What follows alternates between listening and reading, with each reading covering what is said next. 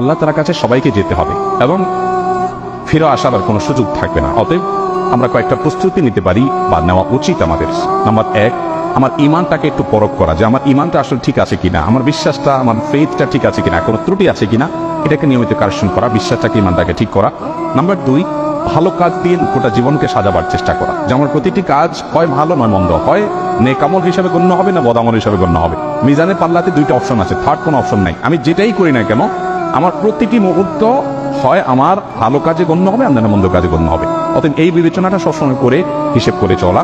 Number 3, সবসময় তওবা করতে থাকা। আমরা মানুষ ভুল হতেই পারে, অতএব প্রতিনিয়ত তওবা করে করে কারেকশন করে নতুন করে পথ চলা শুরু করা। নাম্বার 4, মৃত্যুর স্মরণটা বেশি বেশি করে করা। যত বেশি মৃত্যুর স্মরণ, মৃত্যু নিয়ে ভাবতে পারবো, বিশেষ করে কবরস্থানে যাওয়া।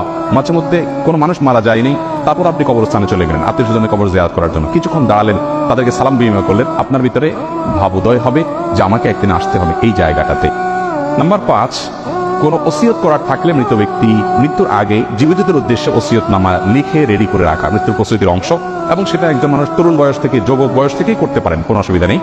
এবং নাম্বার 6, আল্লাহর কাছে ইমানের উপরে অটল থাকার জন্য দোয়া করতে থাকা। আল্লাহ আমাদের সবাইকে আমাদের জীবদ্দশায় আখিরাতের প্রস্তুতি গ্রহণ করে দুনিয়া থেকে যাওয়ার তৌফিক দান।